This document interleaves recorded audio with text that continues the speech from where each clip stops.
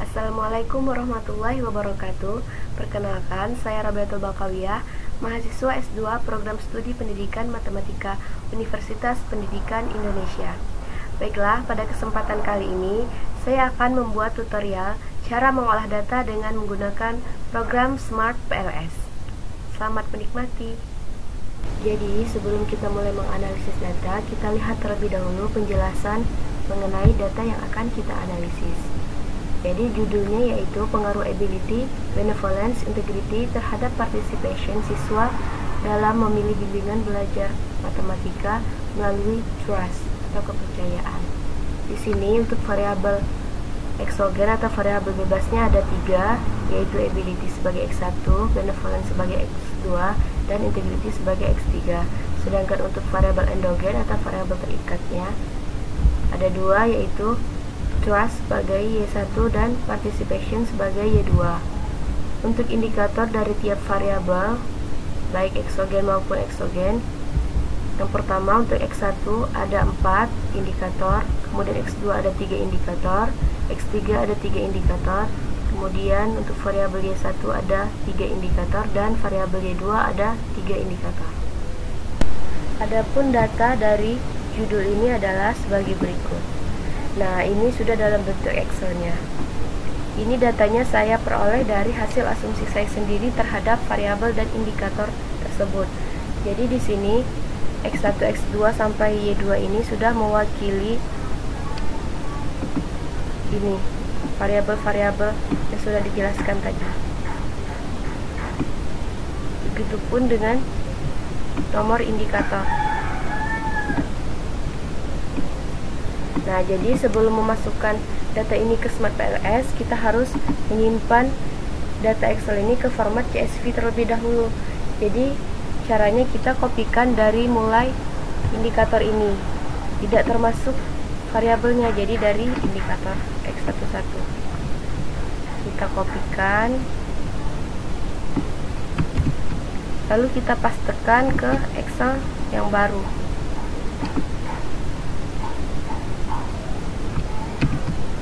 Nah, ini kemudian kita save as,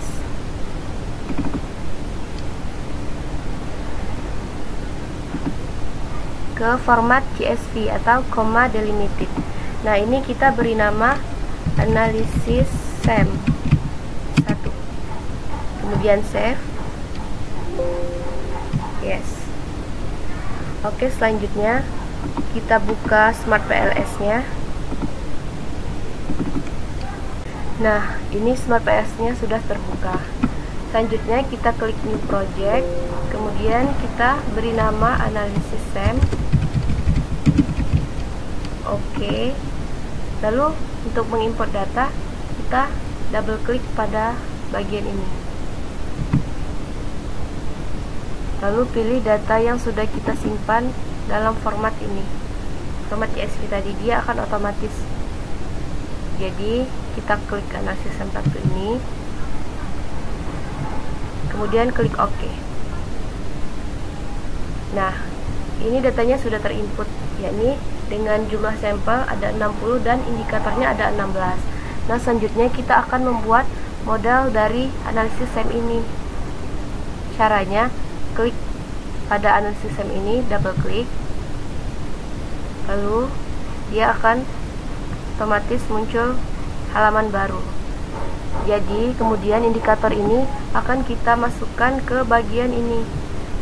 Nah, sebelumnya kita harus tahu terlebih dahulu kita ingin melihat pengaruh dari mana ke mana. Jadi untuk yang pertama kita buat variabel X1 ini modelnya, jadi seperti ini.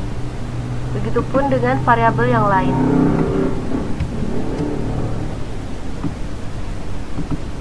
Caranya tinggal di blok, kemudian drag atau pindahkan ke halaman yang kosong ini.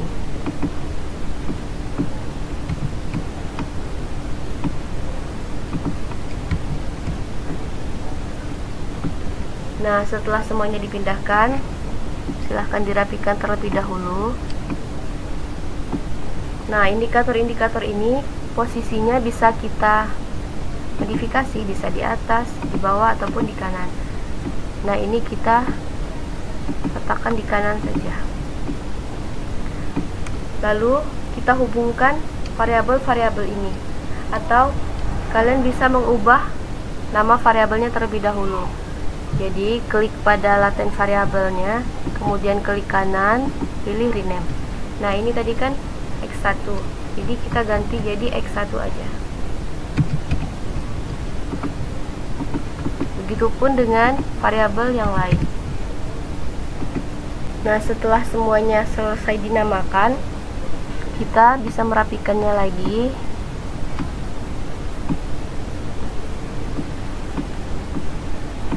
Kemudian kita hubungkan antar variabelnya dengan cara klik connect, kemudian klik pada X1 ke Y1. Nah, klik lagi. Ini adalah hubungan yang ingin kita lihat pengaruhnya. Nah, apabila model-model ini sudah berwarna biru, artinya hubungan yang kita hubungkan ini sudah benar. Jadi kita sudah bisa melakukan uji terhadap data ini atau menganalisis data ini. Nah, selanjutnya untuk uji prasyarat atau melihat validitas dan reliabilitas dari data ini, caranya kita klik calculate, kemudian pilih PLS algorithm, kemudian klik start calculation, tunggu. Nah, akan muncul seperti ini.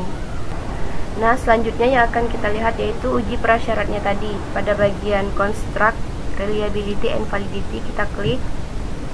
Nah, di sini akan muncul nilai Cronbach's alpha dan average serta composite reliability ataupun ROE-nya. Nah, di sini ini sudah berwarna hijau semua kan, artinya nilai AV-nya itu lebih dari 0,5 dan nilai Cronbach's alpha-nya lebih dari 0,7. Artinya datanya sudah oke. Namun apabila terdapat AV-nya misalnya berwarna merah, berarti kita harus melihat ke outer loadings-nya. Nah, masih ada berwarna merah, tapi karena ini semuanya udah berwarna hijau, jadi kita nggak usah diperbaiki lagi. Selanjutnya kita lihat seberapa besar pengaruhnya. Itu lihat pada bagian R-square. Nah, di sini R-square untuk Y1-nya 0,849, artinya jika kita ubah ke persen yaitu sebesar 84,9% pengaruhnya. Sedangkan Y2 besar pengaruhnya yaitu 86,1%. Jadi kesimpulannya, Y1 dan Y2 ini dapat dijelaskan oleh variabel X1, X2, X3. Untuk Y1 sebesar 84,9% dan untuk Y2 sebesar 86,1%. Jadi sisanya yaitu dipengaruhi oleh variabel lain. Jadi ini adalah besar pengaruh variabel bebas terhadap variabel terikat secara simultan, bukan secara parsial atau secara masing-masing. Kita juga dapat melihat efek tidak langsung atau pengaruh tidak langsung dari X1 ke Y2, misalnya melalui Y1 dan sebagainya. Begitu juga dengan total efek, kita bisa melihatnya. Nah, pengaruh-pengaruh ini juga dapat kita lihat pada modelnya. Nah, di sini pengaruh dari X1 terhadap Y1 yaitu sebesar 0,438. Nah, sama kan? Nah, jadi ini adalah angka-angka ini adalah hasil dari analisis uji prasyarat tadi dengan PLS algorithm tadi. Nah, selanjutnya untuk melihat apakah ada pengaruh langsung ataupun pengaruh tidak langsung dari X1 ke Y1 ataupun X1 ke Y2 dan sebagainya, itu kita lakukan perhitungan lagi dengan cara calculate, kemudian klik bootstrapping. Klik start calculation, tunggu.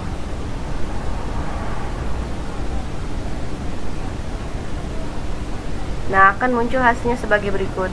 Kita lihat pada bagian modelnya tadi. Nah, di sini tadi kan itu adalah angka-angka yang kita hasilkan dari uji prasyarat yang pertama. Nah, ini hasilnya sudah digantikan dengan hasil bootstrapping yang kita lakukan ini. Nah, kemudian pada bagian bootstrappingnya yaitu pada bagian p-values. Ini adalah besar pengaruh dari variabel bebas terhadap variabel terikat. Sekarang kita lihat p-values-nya. Ini masih ada yang berwarna merah. Artinya kalau berwarna merah, ini X1 ini tidak berpengaruh terhadap Y2. Begitupun dengan X3 terhadap Y1 itu tidak berpengaruh. Ini nilainya lebih dari 0,05 atau lebih dari tingkat signifikansi 5%. Nah, jadi dari p-values ini kita dapat melihat bahwa pengaruh X1 terhadap Y1 itu sebesar 0,001 atau jika dipersenkan yaitu sebesar 0,1%. Berarti pengaruh X1 ke Y1 itu adalah pengaruh X1 ability terhadap Y1 trust. Artinya pengaruh ability terhadap trust yaitu sebesar 0,1%. Dan juga X2 terhadap Y1 sebesar 0,0 sekian persen. X2 ke Y2 juga demikian, X3 ke Y2 juga demikian, dan pengaruh Y1 ke Y2 itu sebesar 1,6%. Kemudian untuk melihat apakah berpengaruh atau tidak variabel bebas terhadap variabel terikatnya, sebenarnya juga dapat dilihat dengan melihat T statistik, yaitu membandingkan T hitung dengan T tabel. Namun lebih mudahnya kita lihat p-values-nya. Nah, di sini ini kan ada yang bernilai negatif. Jadi pada original sampel ini, nilai-nilai negatif ini memperlihatkan bahwa ini adalah pengaruh negatif. Sedangkan yang bernilai positif itu artinya pengaruhnya pengaruh positif. Nah, selanjutnya untuk melihat seberapa besar efek tidak langsung atau pengaruh tidak langsung variabel bebas terhadap variabel terikatnya, kita lihat pada bagian total indirect effects. Nah, di sini yang berwarna hijau hanya satu, berarti variabel X1 terhadap Y2 pengaruh tidak langsungnya yaitu sebesar 1,5%. Sedangkan untuk pengaruh tidak langsung dari X2 ke Y2 itu tidak ada, begitupun dengan X3 ke Y2. Nah, ini berwarna merah karena lebih dari 0,05. Ini sepertinya 0,050 sekian. Nah, ini juga dapat dilihat pengaruhnya yaitu dengan membandingkan nilai T statistik dengan T tabel. Sama seperti pada pengaruh masing-masingnya tadi. Bisa dilihat pada T statistik juga. Nanti apabila kita punya variabel interveningnya lebih banyak, itu nanti kita bisa melihatnya di specific indirect effect. Nah, ini kan kita hanya punya satu variabel intervening yaitu Y1. Kalau banyak nanti itu misalnya X1 ke Y1 ke Y2 atau ke Y3. Itu bisa dilihat di sini. Nah, karena proses PLS algorithm dan bootstrappingnya sudah selesai, maka kita dapat menyimpan data ini dengan cara klik kanan, kemudian pilih export as image to file. Nah, kita tulis namanya misalnya analisis SEM.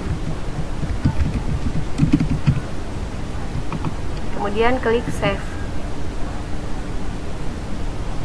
Nah, nanti gambar modelnya itu akan otomatis tersimpan di galeri kita. Nah, jadi proses analisis SEM kita dengan menggunakan Smart PLS sudah selesai. Selanjutnya kita simpan filenya dengan klik file, kemudian save. Nah, otomatis dia akan tersimpan di sini. Oke, karena sudah selesai, mari kita close. Baiklah, terima kasih atas perhatian teman-teman semua, dan semoga video ini bermanfaat untuk kita semua. Saya akhiri, wassalamualaikum warahmatullahi wabarakatuh.